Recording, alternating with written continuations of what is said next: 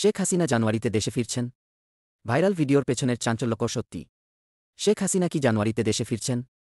সম্প্রতি সোশ্যাল মিডিয়ায় একটি ভিডিও ছড়িয়ে পড়েছে যা দাবি করছে সাবেক প্রধানমন্ত্রী শেখ হাসিনা জানুয়ারিতে দেশে ফিরবেন। পুরো দেশ এখন এই ভিডিওটি নিয়ে উত্তেজিত। তবে সত্যি কি এই ভিডিওটি? আসল ঘটনা কি? এটি কি সত্যি নাকি একটি বড় গুজব? চলুন পুরো চিত্রটি জানি। ভিডিওতে বলা হয়েছে শেখ হাসিনা জানুয়ারিতে দেশে ফিরবেন এবং তিনি বলেন, আজীবনের জন্য আমি দেশ ছেড়ে যাব না। এমন একটি চাঞ্চল্যকর দাবি শুনে পুরো দেশ হইচই শুরু করে দিয়েছে। কিন্তু তথ্য যাচাইকারী প্রতিষ্ঠান রিউমার স্ক্যানার জানাচ্ছে এই ভিডিওটি আসলে পুরনো এবং এর বর্তমান ঘটনার সাথে কোনো সম্পর্ক নেই।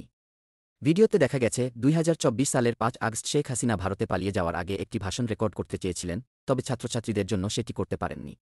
পরে ভারতে গিয়ে ৬ আগস্ট তিনি একটি ভিডিও বার্তা শেয়ার করেন যেখানে তিনি বলেন, সাময়িক সময়ের জন্য আমি দেশ ছেড়েছি, আজীবনের জন্য নয়। আমি যা হারিয়েছি তার সব কিছুর হিসাব নেব। এটি আমার বাবার দেশ, এটি আমার হাতে গড়া বাংলাদেশ।